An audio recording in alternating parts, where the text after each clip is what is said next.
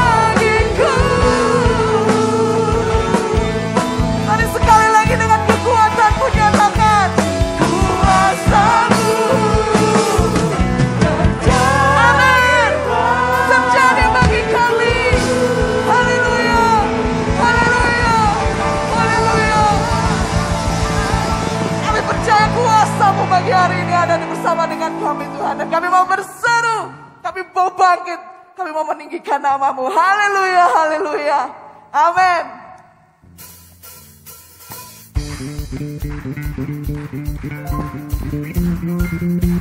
Pagi hari ini mari kita serukan nama Yesus.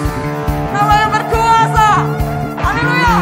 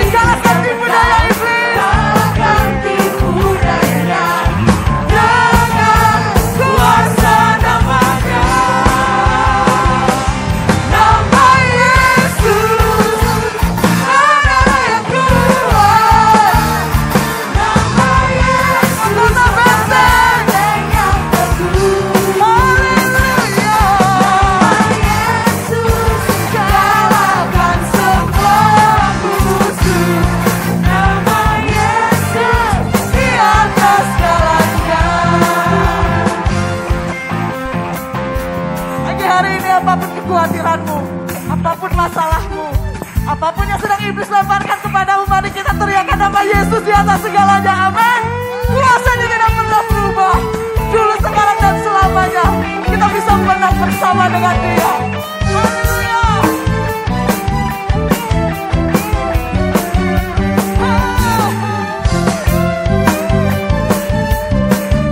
Bersuka cita di dalam Engkau Tuhan.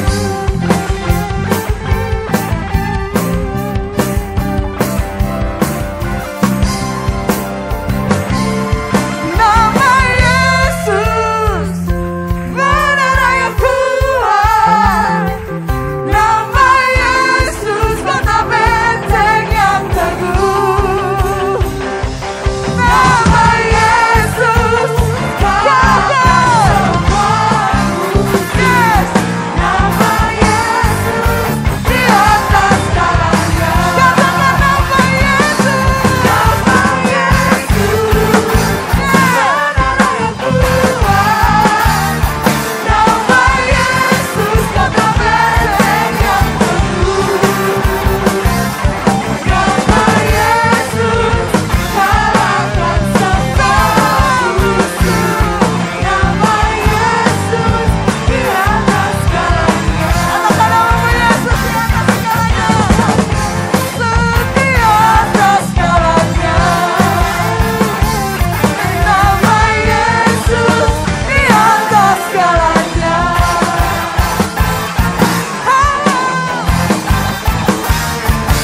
Haleluya. Haleluya.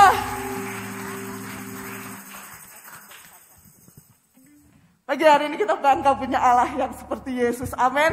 Tidak ada yang seperti Dia. Kuasanya tetap sama, dulu, sekarang, dan selama-lamanya. Haleluya. Mari bersuka cita dan bertepuk tangan, Bapak Ibu sekalian.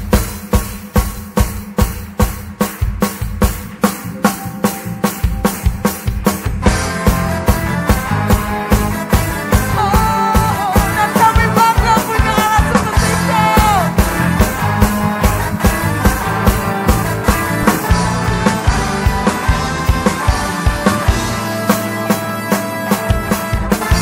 Yang sempurna dalam ciptaan.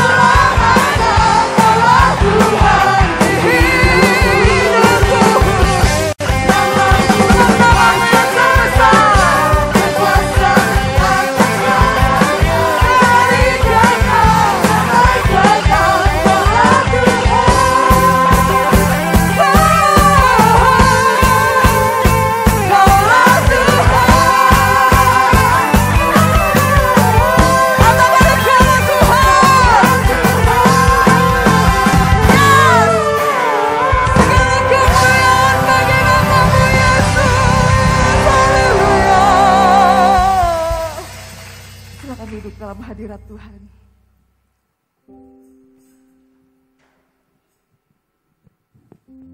Kami percaya Engkau ada di setiap langkah kami Tuhan. Dalam setiap musim di kehidupan kami.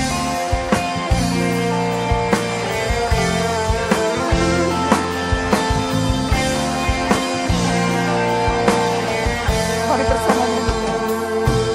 Di setiap langkahku, tanganmu menuntun jalanku, karena Kau pelita hidup. Amin. Yang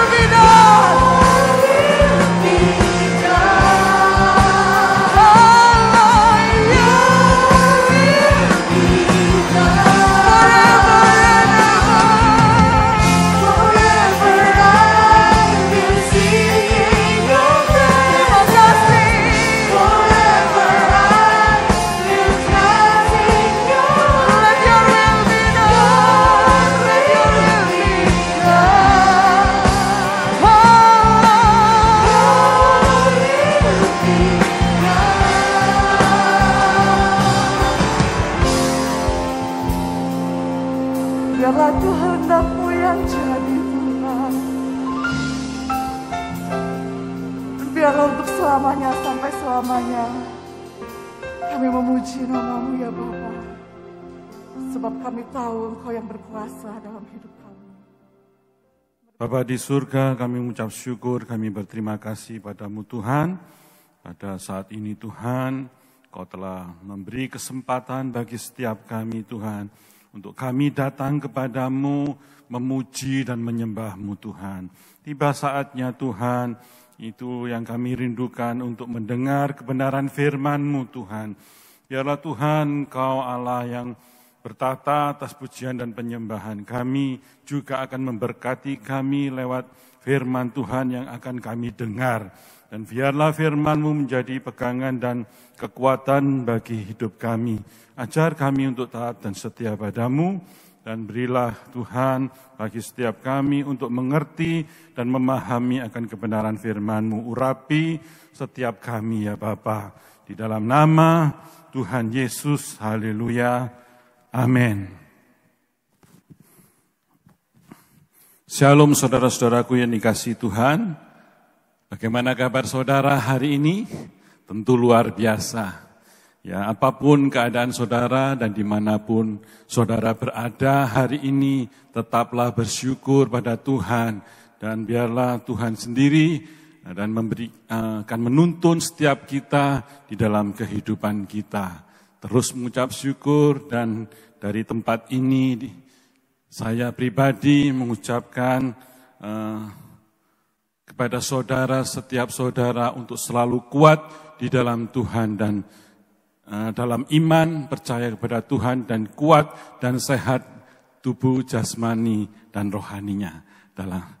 Karena pada saat ini kita akan belajar bersama-sama kebenaran firman Tuhan yang saya beri tema atau judul Second Touch, jamahan kedua.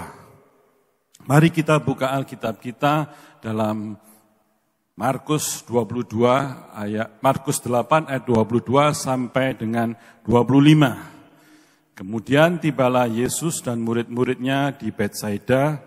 Di situ orang membawa kepada Yesus seorang buta dan mereka memohon kepadanya supaya ia menjamah dia.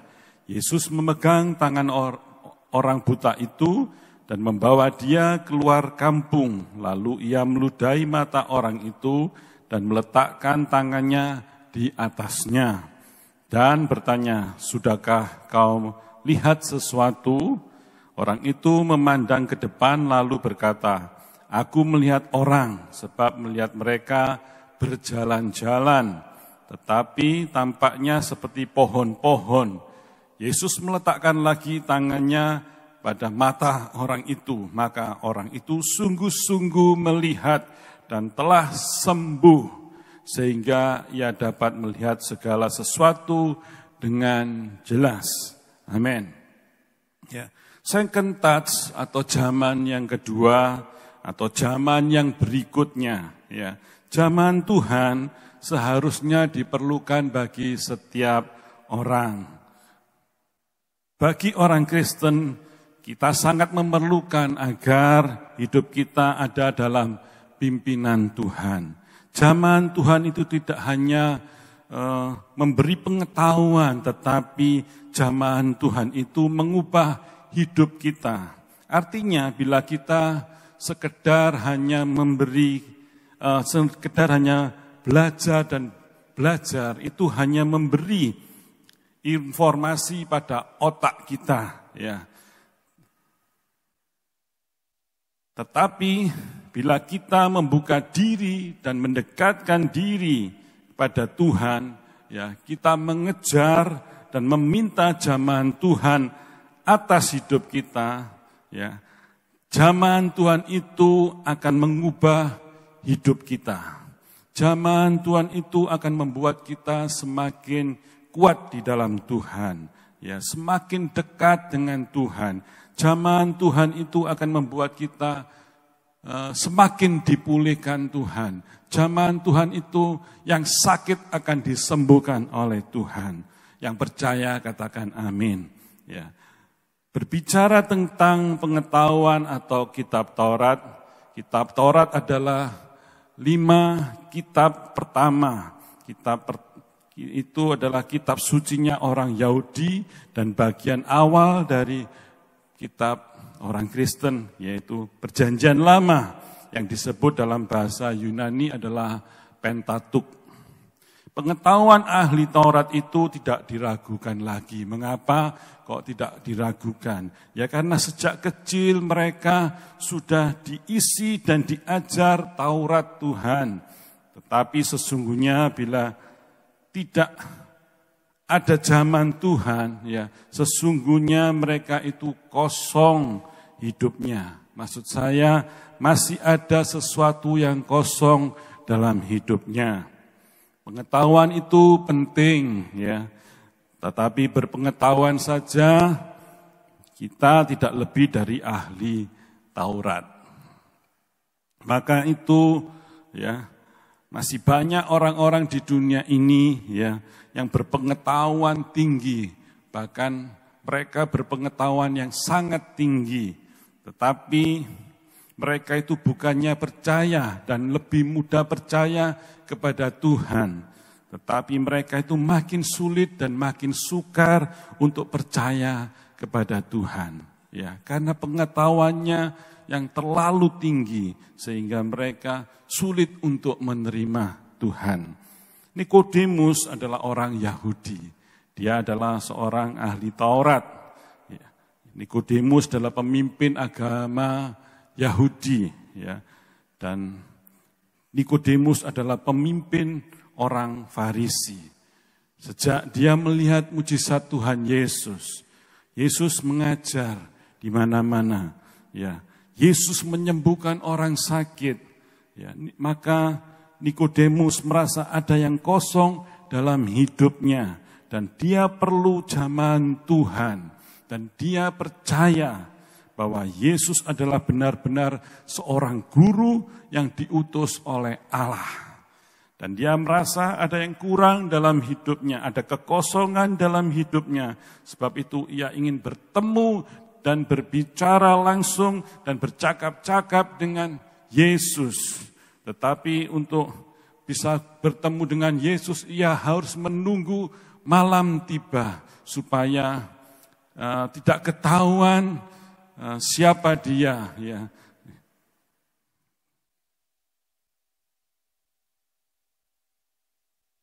Lantas inti dari percakapan Nikodemus dengan Tuhan adalah mengenai dilahirkan kembali atau lahir baru. Lahir baru yaitu tentang syarat bagaimana orang bisa masuk dalam kerajaan Allah. Itu kita bisa baca di dalam Yohanes 3 ayat 5 sampai 6. Jadi Nikodemus pembicaraannya dengan Yesus itu adalah tentang syarat bagaimana orang bisa masuk dalam kerajaan Allah. Kerajaan Allah hanya diperuntukkan bagi orang yang sudah lahir baru. Apa maksudnya dari dilahirkan kembali atau lahir baru itu? Lahir baru adalah orang yang bertobat dan percaya kepada Tuhan Yesus dan memberikan diri untuk dibaptis dengan air dan roh. Ya, dipenuhi dengan roh. Orang yang telah lahir baru, orang ini akan mengalami perubahan-perubahan dalam hidupnya. Perubahan-perubahan yang bagaimana? Yaitu perubahan dari cara hidup manusia yang lama berubah menjadi cara hidup manusia yang baru. Dari perubahan yang bagaimana? Perubahan dari cara hidup yang dalam daging berubah menjadi cara hidup dalam roh. Ya. Dari cara hidup mengikuti kehendak diri sendiri berubah menjadi cara hidup mengikuti kehendak Roh Kudus. Inilah yang disebut dengan lahir baru atau dilahirkan kembali. Dalam Yohanes 3 ayat 4 sampai 7. Saya akan bacakan buat Bapak Ibu Saudara yang kasih Tuhan. Kata Nikodemus kepadanya, bagaimanakah mungkin seorang dilahirkan kalau ia sudah tua? Dapatkah ia masuk kembali dalam rahim ibunya dan dilahirkan lagi? Kata Yesus, aku berkata kepadamu, sesungguhnya jika seorang tidak dilahirkan dari air dan roh, ia tidak dapat masuk dalam kerajaan Allah. Apa yang dilahirkan daging adalah daging, dan apa yang dilahirkan oleh roh adalah roh. Jangan engkau heran karena aku berkata kepadamu, kamu harus dilahirkan kembali. Ya. Dengan cara pandang dan cara pikir secara manusiawi, Nikodemus berkata, bagaimanakah mungkin seorang dilahirkan? Ya, kalau ia sudah tua, dapatkah ia masuk kembali dalam rahim ibunya dan ia dilahirkan lagi?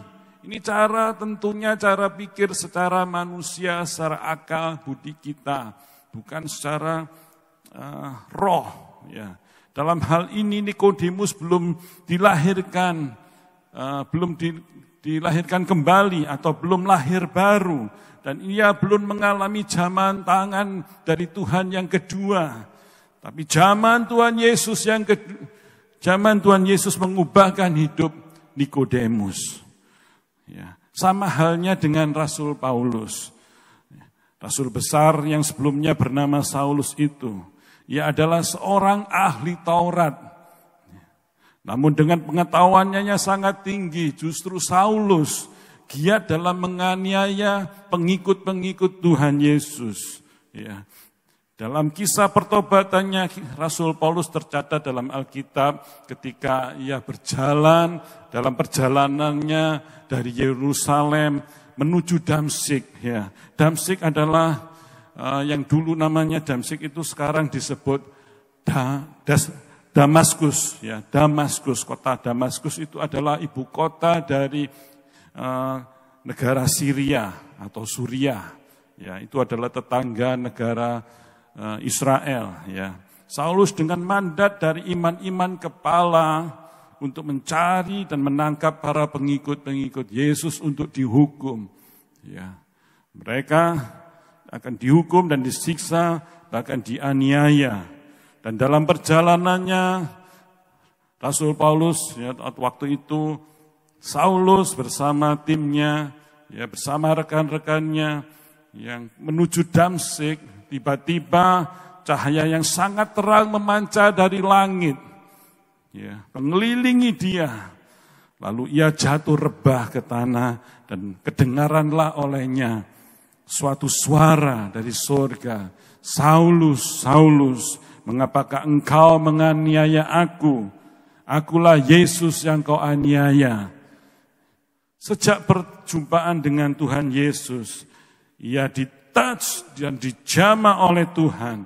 Rasul Paulus berubah dalam hidupnya. Hidupnya mengalami perubahan yang besar. Ya, dahulu Saulus adalah musuh dari Yesus Kristus.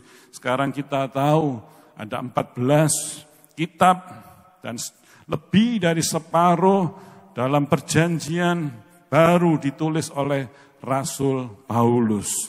Ya, dari kitab Roma, Korintus, Galatia, Efesus, Filipi, Kolose, Tesalonika, Timotius, dan sampai di Ibrani. Ada 14 kitab yang ditulis oleh Rasul Paulus. Dari 27 kitab dalam perjanjian baru. Dan Alkitab kita di dalam perjanjian lama ada 39 kitab. Ya, jadi Alkitab kita ada 66 kitab.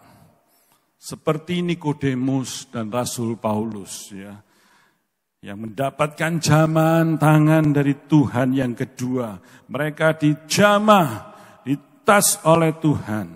Mari kita jangan berpuas diri dengan jaman yang pertama saja, tetapi minta dan alami jaman yang kedua dan terus menerus. Ya, tentunya dari Tuhan. Saudara mau atau terima dan rindu jaman lawatan Tuhan yang kedua? Ya. Dalam Markus 8 ayat 25 Yesus berkata, dan Yesus meletakkan lagi tangannya pada mata orang itu, maka orang itu sungguh-sungguh melihat dan telah sembuh, sehingga ia dapat melihat segala sesuatu dengan jelas. Orang buta itu dilawat dan dijamah oleh Tuhan. Ya, zaman Yesus yang kedua menyembuhkan orang buta itu dengan sempurna. Bagaimana supaya kita bisa mengalami zaman yang kedua dari Tuhan atau second touch? Kalau kita rindu dijamah dan mengalami zaman yang kedua, kita harus yang pertama adalah datang dan minta kepada Yesus. Kita akan baca di dalam Markus 8 ayat 22. Kemudian tibalah Yesus dan murid-muridnya di Betsaida. Di situ orang membawa kepada Yesus orang buta dan mereka memohon kepadanya supaya ia menjamah dia. Jangan meminta kepada yang lain. Jangan datang dan meminta kepada yang lain-lain, ya, kepada Allah lain, tapi datang dan mintalah kepada Yesus saja. Ya, ayat 22 berkata di situ orang membawa kepada Yesus. Dia adalah seorang yang buta dan mereka memohon kepadanya supaya Yesus menjamah dia. Hari ini sama, kalau kita mau mengalami zaman Tuhan, kalau kita mau di-touch oleh Tuhan, datang dengan tersungkur di bawah kaki Tuhan, meminta dengan kerinduan hati yang paling dalam, ya, dan jangan datang kepada yang lainnya, jangan datang kepada malaikat-malaikat Tuhan atau kepada Allah-Allah yang lain. Mari jangan berpuas diri dengan dijamah oleh Tuhan saja. Ya. Jangan puas dijamah dengan utusan Tuhan, ya. Yaitu malaikat. Minta sampai kita dijamah oleh Tuhan Yesus sendiri. Jangan mau dilawat oleh siapa-siapa, walaupun itu malaikat. Pendeta pun jangan. Ya. Kita harus dijamah dan dilawat oleh Tuhan Yesus sendiri. Siapa yang mau dan rindu dijamah oleh Tuhan Yesus? Tentu setiap kita mau dan rindu dijamah dan dilawat oleh Tuhan Yesus. Sebab Tuhan Yesuslah, ya, yang akan memulihkan hidup kita. Lewat jamahannya kita disembuhkan, kita dipulihkan, kita diberkati oleh Tuhan. Dan hidup kita diubahkan oleh jamahan Tuhan. Ya, ketika Maria Magdalena datang ke kubur Yesus, tetapi Yesus tidak ditemukannya. Ya, lalu malaikat itu mendatangi Maria serta bertanya kepada Maria, "Mengapa engkau sedih? Mengapa engkau murung, Maria?" Maria tidak menghiraukannya sebab yang dicari hanya Yesus saja. Sebenarnya Maria Magdalena ini mempunyai pengalaman yang luar biasa ketika ia didatangi oleh malaikat. Sebab tidak banyak orang yang didatangi oleh malaikat atau dilawat oleh malaikat, ya. Mungkin ada di antara Bapak Ibu Saudara yang dilawat atau didatangi oleh malaikat, ya. Ini adalah suatu hal yang luar biasa, ya. Suatu pengalaman rohani yang luar biasa ketika kita dilawat dan dijamah oleh malaikat Tuhan. Mungkin ada di antara Bapak Ibu Saudara, ya. Tapi saya mau bersaksi kepada saudara-saudara semua yang dikasihi Tuhan. Ketika itu mama mertua saya, ya, waktu itu beliau habis sakit stroke dan tinggal di rumah bersama kami sekeluarga. Suatu saat, suatu malam, kerinduan mama untuk datang dan dijamah oleh Tuhan dijawab. Pada malam itu malaikat Tuhan mendatangi, ya, menghampiri, melawat mama, ya, dan malaikat Tuhan itu mengulurkan tangannya kepada mama, ya. Lantas mama memberikan tangannya kepada malaikat itu. Mama sempat melihat bagaimana, saya tanya pada mama, bagaimana wajah malaikat itu? Ya, lantas mama bercerita, dia adalah seorang berjubah putih, rambutnya agak panjang, agak ikal-ikal sedikit gitu ya. Tapi yang tidak dapat dilihat yaitu wajahnya yang sangat berkilau-kilau terang benderang sehingga mama tidak bisa melihatnya. Ya, itu benar. Itu malaikat Tuhan. Saya bilang seperti itu. Itu malaikat Tuhan menjamah dan melawat mama. Dia malaikat Tuhan itu sudah memberikan tangannya kepada mama. Dan mama telah menerima berkat dan jaman Tuhan. Dan saat itu juga dilawat Tuhan. Ya. Dan mama dari sakit stroke-nya yang tidak bisa bangun atau menggerakkan anggota tubuhnya, tangan dan kakinya, bahkan sedikit dari wajahnya, ya, sedikit kaku. Ya, setelah mendapatkan jaman yang dari Tuhan, itu dapat bergerak-gerak.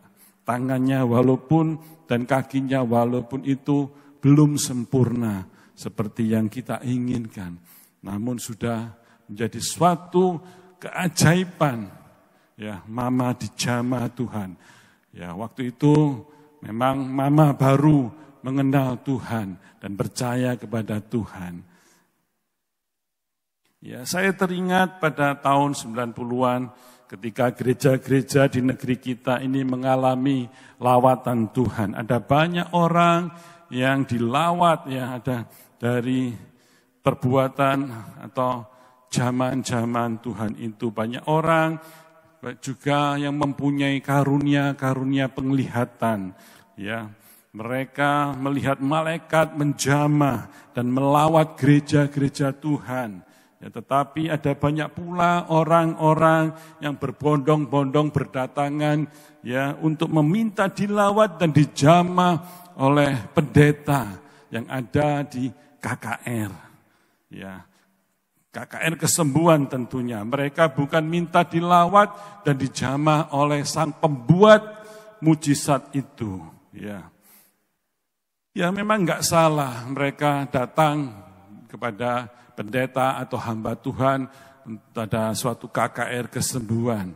Ya, tapi yang lebih penting adalah kita harus mengerti dan memahami siapakah yang membuat mujizat itu.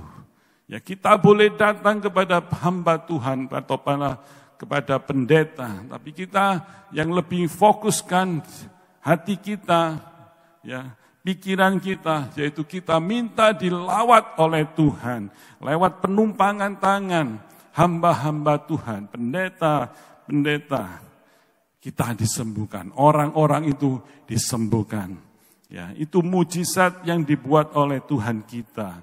Berbeda dengan Maria, ia datang ke kubur Yesus dan mencari Yesus, dan Yesus saja, walaupun dia didatangi dan dilawat oleh utusan Tuhan, yaitu malaikat Tuhan, tapi Maria tetap berfokus pada Allahnya, yaitu Yesus Kristus.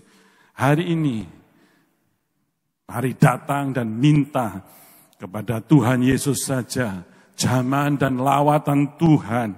Yang kedua, untuk memulihkan hidupmu, untuk menyembuhkan sakitmu, ya, untuk memberkatimu, apapun masalahmu, pergumulanmu hari-hari ini, datang dan minta pada Yesus, yaitu jaman yang kedua, agar hidupmu diberkati oleh Tuhan. Yang kedua, bagaimana supaya kita mengalami second touch atau zaman yang kedua. Yang pertama tadi datang dan minta kepada Yesus. Yang kedua, jangan puas dengan zaman yang sekali saja. Kejadian 32 ayat 26 sampai dengan 29. Pada malam itu Yakub bangun dan ia membawa kedua istrinya, kedua budaknya perempuan dan ke-11 anaknya dan menyeberang di tempat penyeberangan sungai Yabok. Sesudah ia menyeberangkan mereka, ia menyeberangkan juga segala miliknya. Lalu tinggallah Yakub seorang diri dan seorang laki-laki bergulat dengan dia sampai fajar menyingsing. Ketika orang itu melihat bahwa ia tidak dapat mengalahkannya, ia memukul sendi pangkal paha Yakub sehingga sendi pangkal paha itu terpelecok. Ketika ia bergulat dengan orang itu, lalu kata orang itu, "Biarkanlah aku pergi, karena fajar telah menyingsing." Sahut Yakub, "Aku tidak akan membiarkan engkau pergi jika engkau tidak memberkati aku."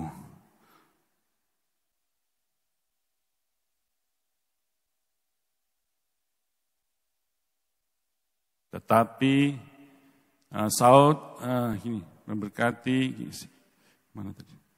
"Aku tidak akan pergi jika engkau tidak memberkati aku." Bertanyalah orang itu kepadanya, "Siapakah namamu?" Sahutnya, "Yakub." Lalu kata orang itu, "Namamu tidak akan disebut lagi Yakub, tetapi Israel, sebab engkau telah bergumul melawan Allah dan manusia, dan engkau menang." Ya, Yakub mengalami namanya teofani. Ya, apa teofani itu? Teofani yaitu Allah menjelma menjadi manusia. Sebab Yakub telah bergumul melawan Allah dan manusia, dan Yakub menang. Yakub tidak melepaskan orang itu, katanya, "Aku tak akan membiarkan engkau pergi jika engkau tidak memberkati aku. Ya, sebelum engkau menjamah aku, sebelum engkau mentouch aku tidak akan membiarkan engkau pergi." Ya, lalu diberkatilah Yakub oleh orang itu. Ya, saudara tahu apa artinya Yakub? Yakub artinya adalah penipu. Ya, ia menipu kakaknya Esau. Ya, dan ayahnya untuk memperoleh hak kesulungan atau berkat kesulungan dari Esau kakaknya.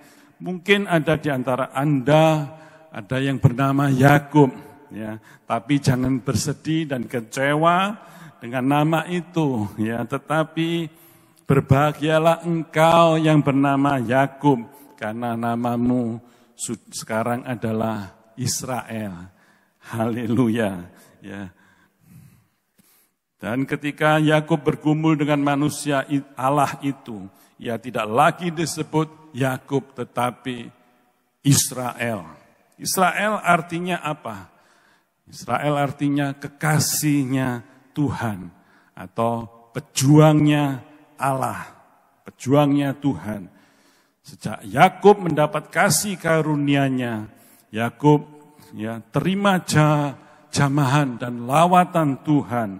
Ya, setelah itu kehidupannya diubahkan dan diberkati oleh Tuhan. Ya. Dan semua anak-anaknya diberkati Tuhan, keluarganya diberkati Tuhan.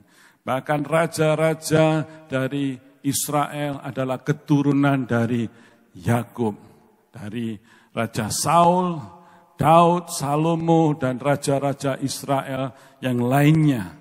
Sampai pada Yesus. Semua itu adalah keturunan Yakub atau Israel. Jadi jangan pernah berhenti pada jamahan dan lawatan Allah yang pertama saja. Tapi minta pada Tuhan jamahan dan lawatan-lawatan Tuhan, ya, yang terus menerus, ya, seperti jemaat mula-mula, ya, mereka berkumpul bersehati, ya, menerima jamahan dan lawatan Tuhan, akan mengubah hidupnya. Yang ketiga, bagaimana supaya kita mengalami second touch atau zaman yang kedua. Yang pertama tadi datang dan minta kepada Yesus. Yang kedua, jangan puas dengan zaman yang pertama saja. Yang ketiga, ikuti pimpinan Yesus. Markus 8 ayat 23. Yesus memegang tangan orang buta itu dan membawa dia keluar kampung. Lalu ia meludahi mata orang itu dan meletakkan tangannya atasnya dan bertanya, Sudahkah kau lihat sesuatu? Ya, Yesus memegang tangan orang buta itu. Dan orang buta itu pun mengikuti apa yang dilakukan oleh Tuhan Yesus. Ya, sebab dia percaya apa saja yang dilakukan oleh Yesus itu akan menjadi kesembuhan bagi matanya. Orang percaya harus ikuti pimpinan Yesus agar hidupnya di dalam rencana dan kehendak Tuhan, yaitu di jalan kebenaran. Ya, jika kita ingin mendapatkan zaman Tuhan dan jika kita ingin mendapatkan kesembuhan dari Tuhan, kita harus ikuti pimpinan Tuhan. Kita mau dipulihkan Tuhan, kita harus ikut pimpinan Tuhan. Kalau rumah tangga kita mau dipimpin Tuhan, ikuti pimpinan Tuhan. Kalau pekerjaan kita, supaya kita berhasil dalam pekerjaan kita, kita harus ikuti pimpinan Tuhan. Baik juga dalam studi maupun pelayanan dan apa saja, kita harus ikuti pimpinan Tuhan. Dan jika kita ingin mendapatkan zaman dan lawatan Tuhan, itu tentu kita harus ikuti pimpinan Tuhan. Ya. Dan pimpinan Tuhan itu perlu dalam hidup kita. Ini adalah kisah tentang Elia di dalam 1 Raja-Raja 19 ayat 7 sampai 8. Ya, saudara bisa baca nanti ya, yang ketika itu Elia pergi untuk menyelamatkan nyawanya ya dari ancaman Ratu Isabel. Ya, Ratu Isabel ini adalah orang yang tidak percaya kepada Tuhan. Ratu Isabel ini mempunyai banyak nabi-nabi palsu dan nabi-nabi Baal. Nah, Ratu Isabel ini adalah istri dari Raja Ahab dari bangsa Israel. Ya. Walaupun Elia sudah membunuh 850 nabi-nabi palsu dan nabi-nabi Baalnya Ratu Isabel, ya, dengan seorang diri dia melakukannya, tapi Elia merasa tetap takut nyawanya akan tercabut atau nyawanya dia takut akan mati. Ya, ketika Elia dan putus asa dan ingin mengakhiri hidupnya karena ancaman dari Ratu Isabel, katanya, "Cukup sekarang ya Tuhan, ambillah nyawaku karena aku tidak lebih baik dari nenek moyangku." Ya, Elia merasa kecewa, Elia merasa putus asa dan tidak bisa, rasanya sudah nggak bisa lagi untuk bertahan hidup. Sampai ia berkata, "Ambillah nyawaku Tuhan, sebab aku tidak lebih baik daripada nenek moyangku." Tetapi malaikat Tuhan datang dan menghampiri Elia. Bukan hanya menghampiri, tapi malaikat itu menjamah Elia, menyentuh Elia, serta berkata, "Bangunlah, makanlah, sebab kalau tidak perjalananmu terlalu jauh bagimu."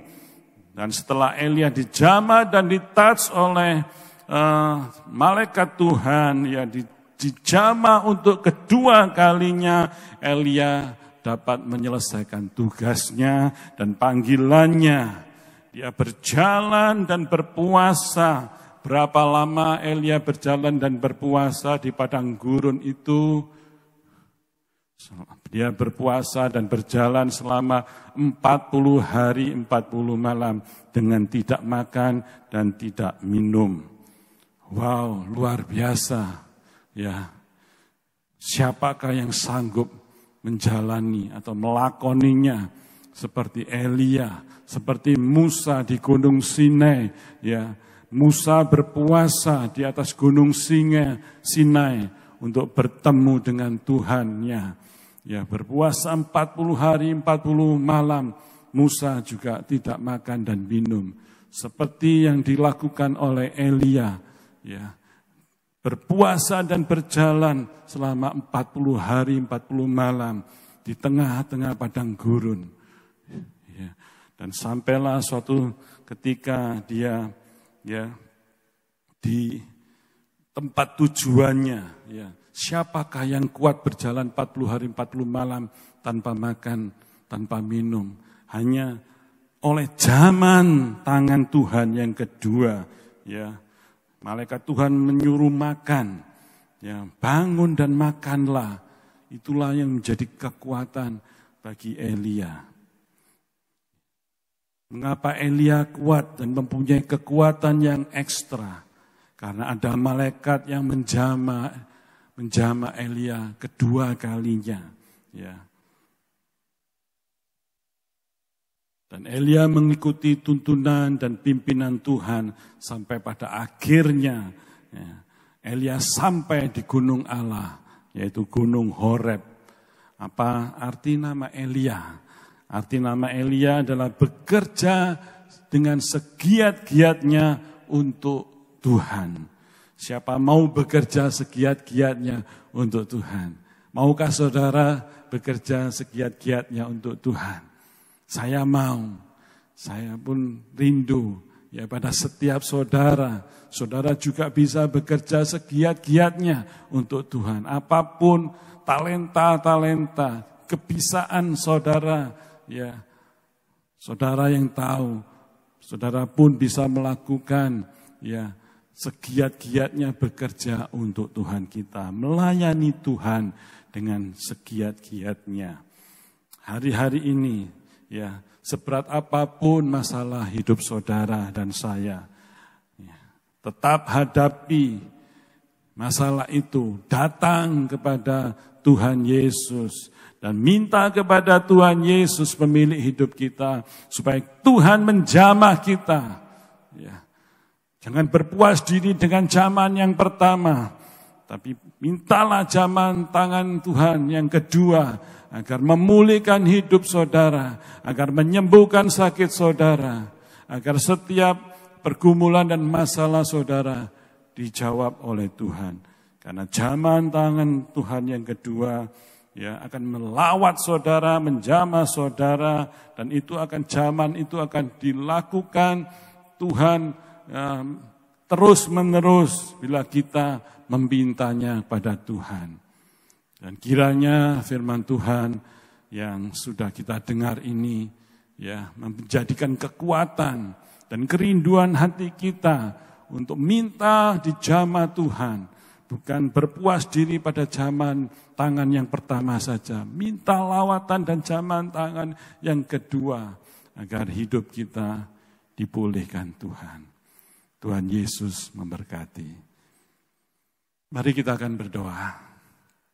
Tuhan Bapa kami yang di surga, kami mengucap syukur, kami berterima kasih padamu Tuhan. Engkau Tuhan yang luar biasa, yang kami puji dan kami sembah. Karena jaman tangan-Mu memulihkan hidup kami. Karena jaman tangan-Mu yang kedua menyembuhkan sakit kami. Yang susah Engkau hiburkan. Yang lemah Tuhan Engkau kuatkan. Dalam segala masalah dan segala pergumulan kami. Kami minta dan kami datang kepada-Mu Tuhan.